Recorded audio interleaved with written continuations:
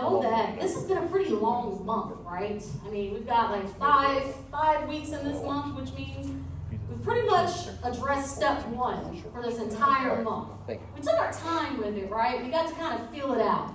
And step one, of course, is we admitted we were powerless over our addictions, that our lives had become unmanageable.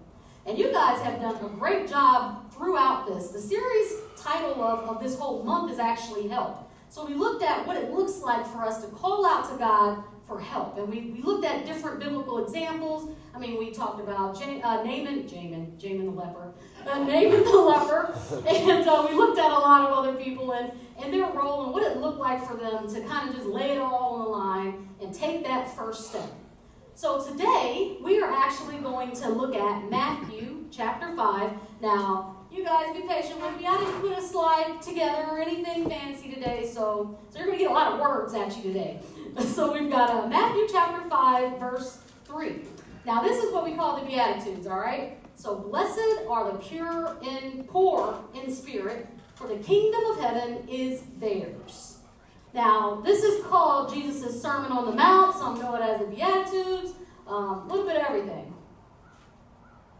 When you look at that, how people describe it anyway, they kind of have a lot of different ways of looking at the Beatitudes or the Sermons on the Mount.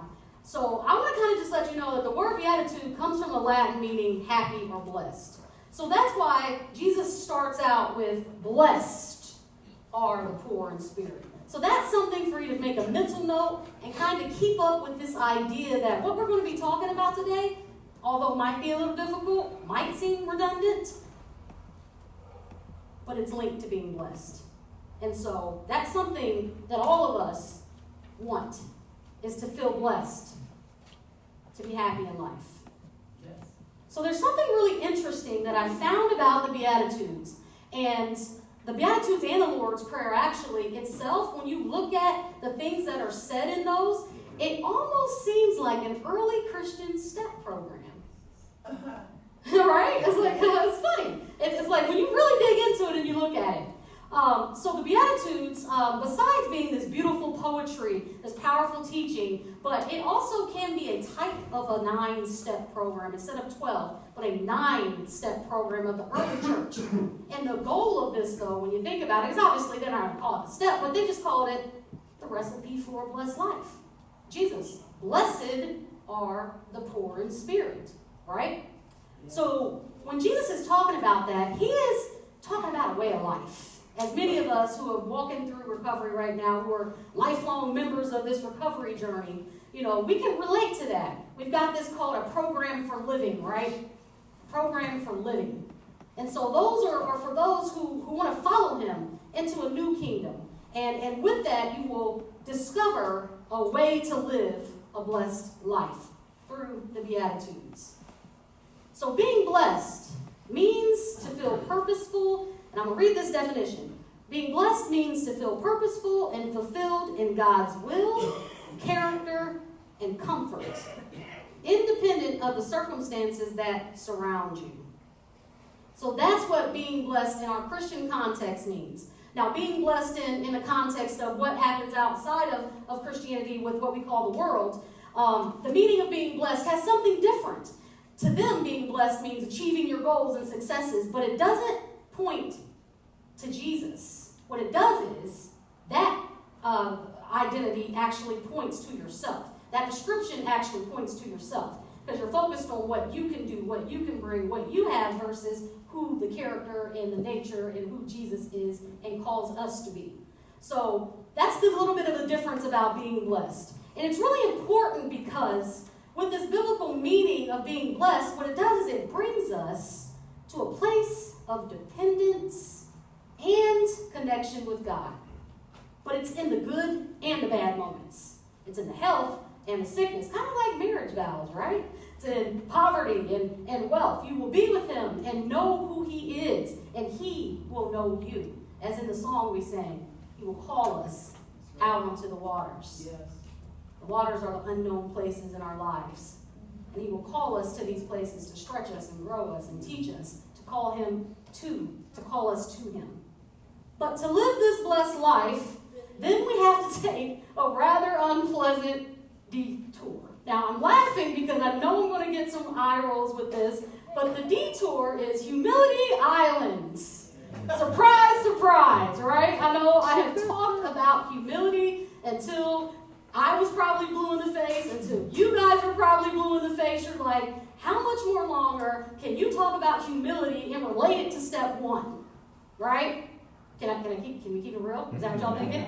I can tell. So I'm going to come at it from a little bit of a different angle. All right? So keep that in mind. Patience with me. But I can't ignore it because when Jesus describes being poor in spirit, that's humility. And when we look at the first step, which is, they use the word powerlessness, that also hints at humility. So poor in spirit equals being totally dependent on God. But it takes humility to accept this, to desire this.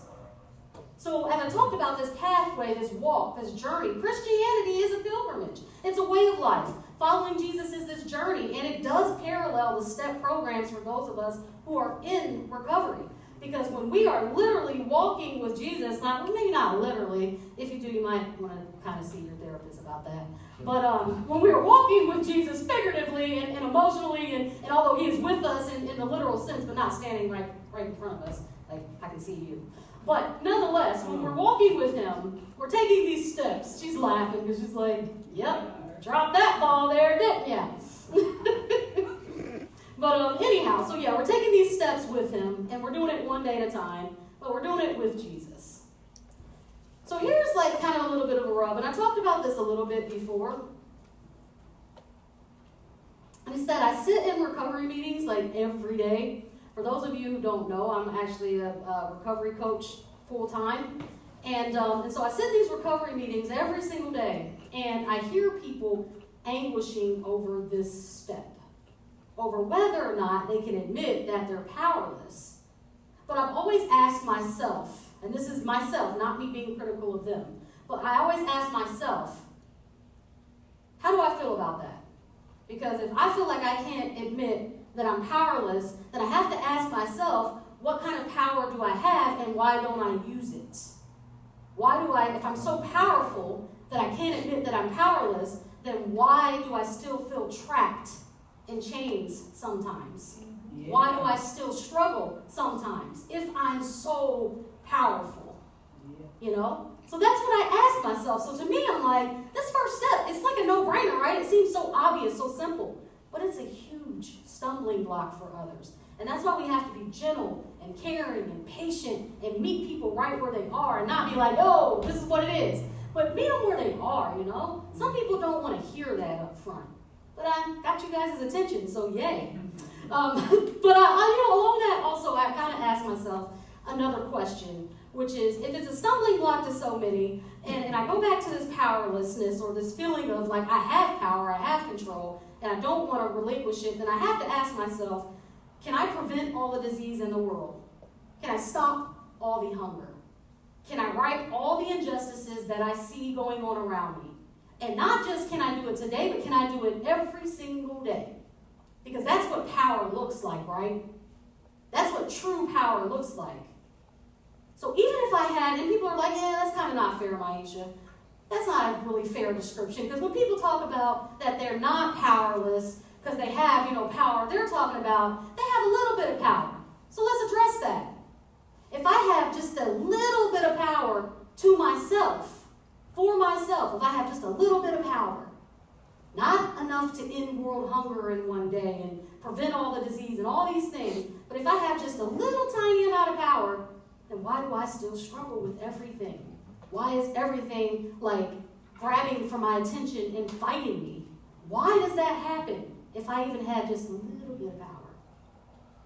But nonetheless, people still struggle with it. And if I give you the nitty-gritty truth of it, it's because pride is at the root of it. Mm-hmm. That's true. Pride won't let people admit that they're powerless. Yeah. But here is the cold, hard truth. Let me give y'all the cold, hard truth. All right, you guys ready for it? In comparison to an infinite God who created all things that we know, we are powerless. In comparison to a perfect and holy God, we are like filthy rags. Yes. So when we take this first step, we are acknowledging that we cannot fix ourselves. Because in comparison to the person who can, we are powerless. Right. And that's where I find myself resting, soaking it in, fighting with it even. Powerlessness. Paul wrote about it too, by the way. Apostle Paul. He wrote about this in a letter to the Romans in chapter 7, verses 15, 18, and 24. Now here's what he says. I'm going to read it for you, okay?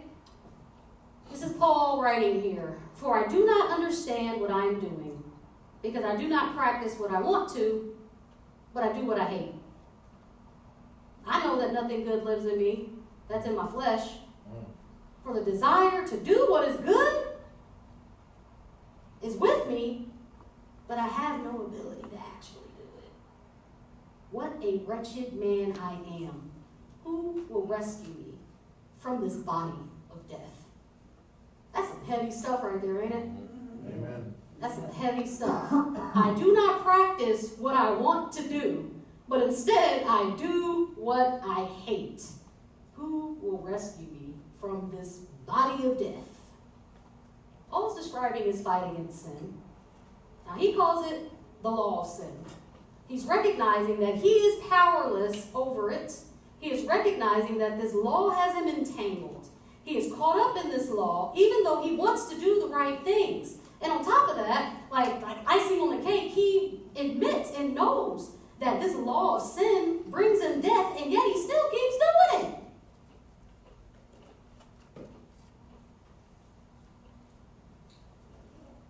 I feel him on that.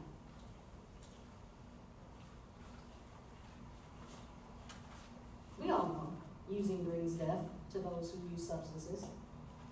To alcoholics, drinking brings death. The other sins we wrestle with bring death. And let me explain how. Because over time we end up losing friendships. So we have death to friendships, death to relationships, death to the people that trust us. There's death to employment. There's death to the sense of freedom, where some people can end up behind bars. You guys know it. Death to the potential of who we can be in the future, and death to the things that we could just accomplish. Paul sure knows how to keep it real. He knows how to keep it real. That's real life stuff. Real life struggles, real life pain, real life disappointments that the scriptures are describing. So to me, I'm like, yes, the Bible is still applicable to today's struggles. The Bible still speaks. The Bible is still true. The Bible is still addressing the very things that I deal with 1,000 years later. Only God can do something like that. I talk about his word going out and not being void or not coming back empty, meaning it's going out and it's going to accomplish what it needs to accomplish, which is life. So Paul doesn't leave us there in the doom and gloom without the hope. Because literally in the very next verse, we have the remedy for all this death. This is what he says in chapter 8, verses 1 through 2. Therefore, there is now no condemnation for those in Christ Jesus, because the law of the Spirit of life in Christ Jesus has set you free from the law of sin and death. So it's something that I say over and over and over. It's that me praising Jesus because I no longer have to be bound to this law of sin. I can find my freedom in Jesus by taking this step. And so Paul, here he is talking about this new life again, which is the pattern of everything that we've been saying over the past 4 weeks. He is saying we give up the law of sin when we take our steps with Jesus and we adopt his spirit of a life. Amen.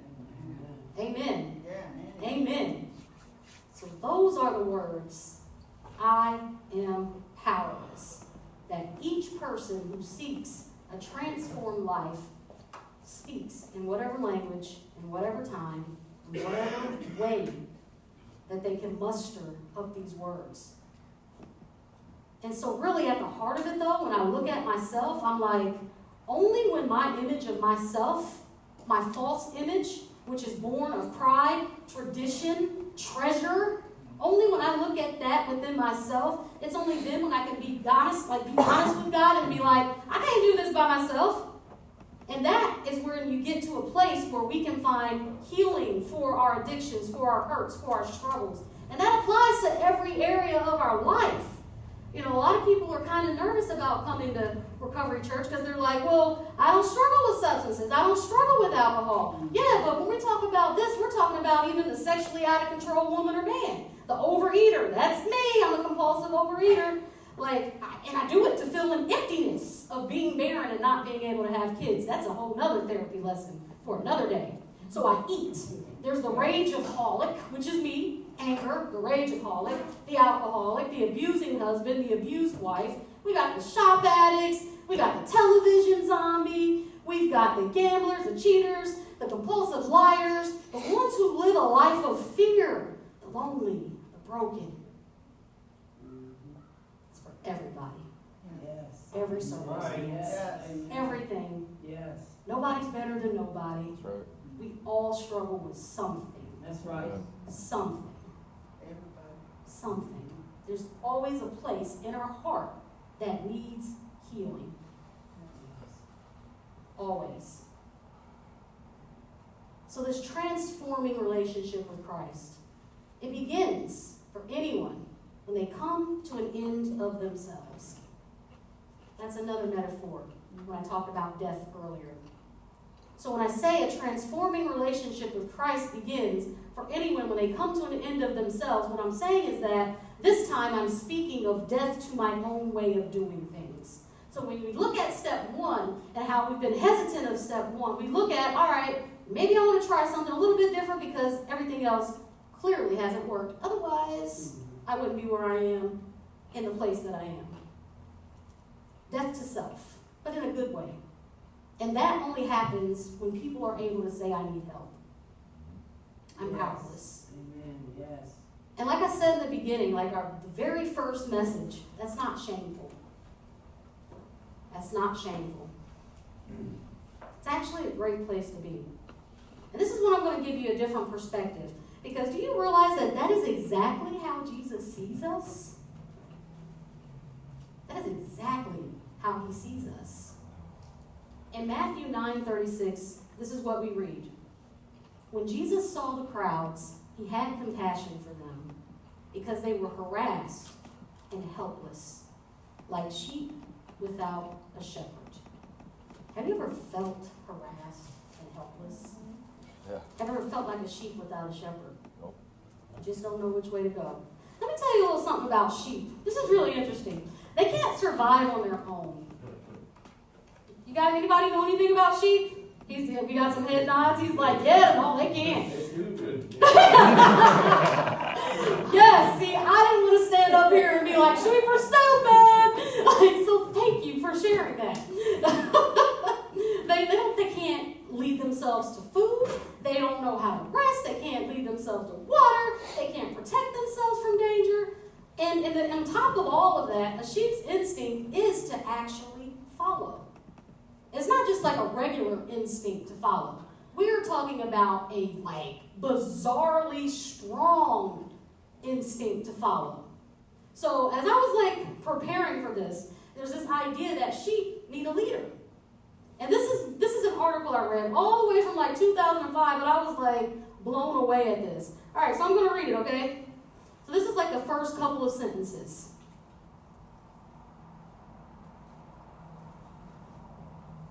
Turkish shepherds watch in horror as hundreds of their sheep followed each other over a cliff. It gets better. First, one sheep went over the cliff, only to be followed by the whole flock, according to the reports. More than 400 sheep died in the 15-meter fall, their bodies cushioning the fall of 1,100 others who followed. Wow. Is that crazy or what?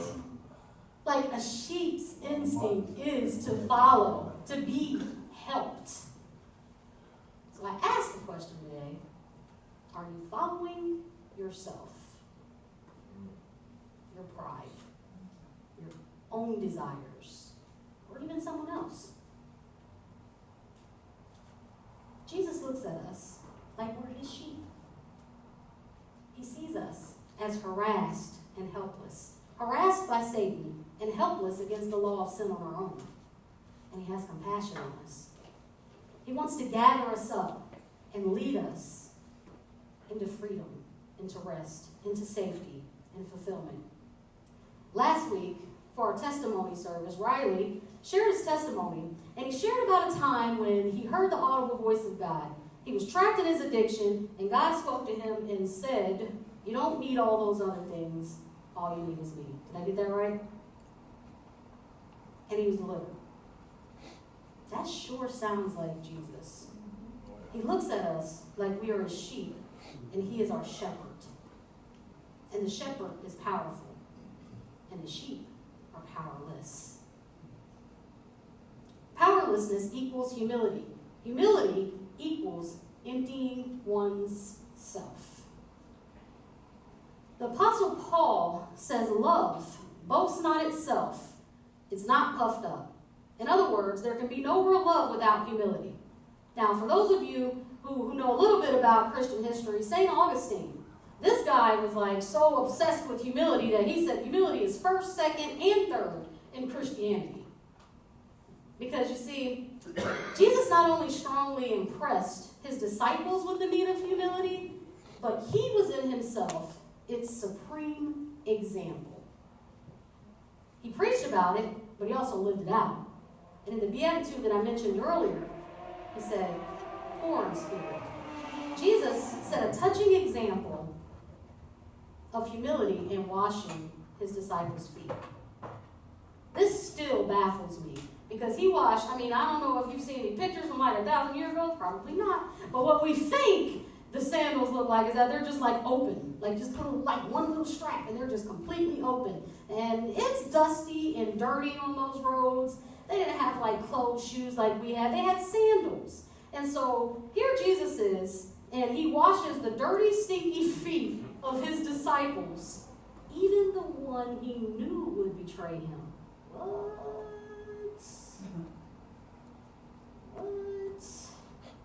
That's the example of self-emptying. That's what it looks like. Christ emptied himself for others.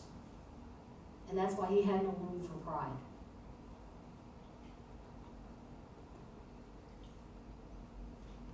Poor in spirit means to be empty. There's hundreds of books, by the way, for Christians that talk about being filled with this, that want to learn about being filled with the Spirit, filled with this, with that. But I've never seen a book entitled How to Be Nothing, How to Be Nobody, and How to Be Empty. Why is that? The reason, I believe, is that being poor in spirit is first among the Beatitudes, is that being poor in spirit is a soil in which the Christian life grows. The theologian John Calvin, he says it this way: "He only who is reduced to nothing in himself and relies on the mercy of God is poor in spirit." So for you logical thinkers out there, you guys might be thinking, like, what are the benefits of being poor in spirit?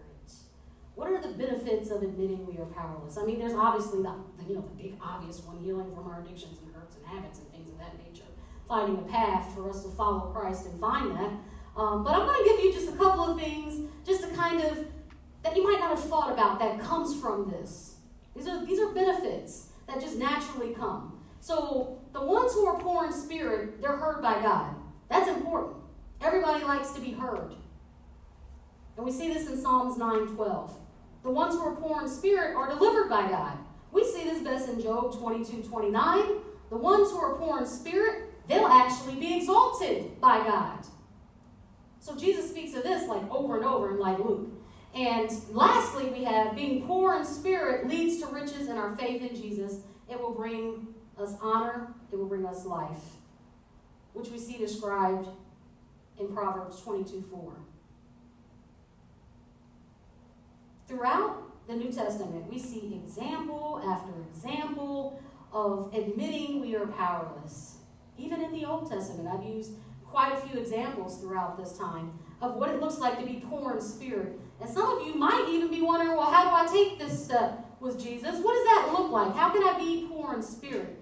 I'm going to give you a couple of ideas. This is not an exhaustive list, but what it does is, the point of it is to help you see how it can practically play out in your life, what it looks like to be able to identify it in your life and to see where you need to work on, where the areas that you're struggling, the areas that you need to be challenged and grow in. So that's what this kind of helps us to see. So one of the things that we see, a way of what it looks like to cultivate being poor in spirit, is routinely confessing your sin to God. This keeps you humble, and it keeps you in communication with God. We see that in Luke. Another thing we see is acknowledging your sin to a trusted Christian. Now, this one I do say with caution. That's why I say trusted Christian. Because the point of that, believe it or not, is to help point you in the right direction. It's to encourage you, not to beat you over the head, but to come alongside you like, I love you. Let's walk this out together. Let me show you. I'll walk through this. A couple of other examples are choosing to serve others. Choosing to serve others when it's done with a heart of joy, though. Not obligation and grumbling. Have you ever met anybody who was like that? Where it's like, I'm doing all this stuff for all these people. Oh my gosh, I hate all of them. It's like, why are you doing it then? They're not doing that. They're the Christians. It's like, no. God wants us to do things with a joyful heart, right? He wants us to serve others with a heart of joy, you know? A couple of other things that we see is being quick to forgive, especially when people do us wrong. That's another one I hugely struggle with. Hugely struggle with. I let a disagreement come between me and a very close friend for quite a few months. Quite a few months. Because I couldn't lay my pride aside. Last thing, treat pride as a condition that always needs embracing the cross of Jesus. Don't ignore it. Don't play with it. So as we desire to shake off our shackles, let us pursue Christ and His will. Let us humble ourselves before Him. Let's do it by serving others. So today for our dismissal, we're going to do something a little bit different for those of you who want to. And for those of you who don't, that's okay. For those of you, who are wanting to take this step with Jesus, our altar is always open. You can meet Him here, have your Jesus meeting. But then also, I would like to do something for you. And so I'm going to read this passage really quick, and then we will finish up, okay?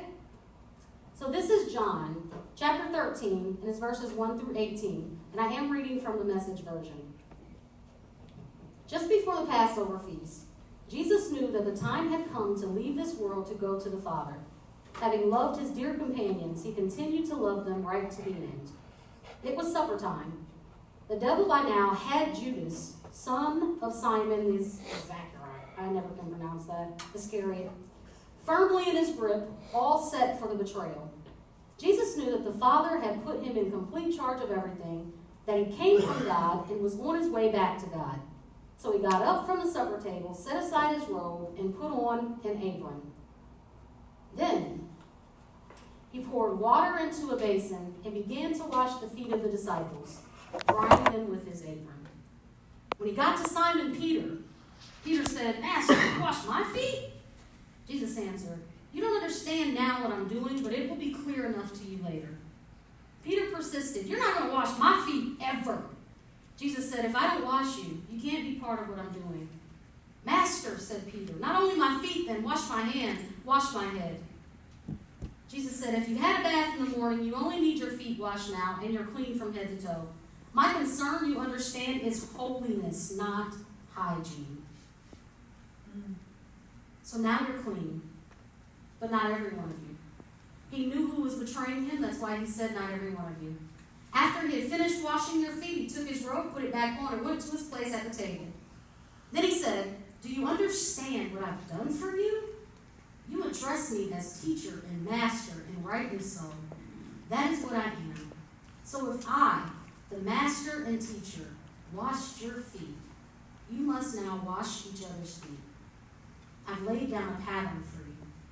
What I've done, you do. I'm only pointing out the obvious.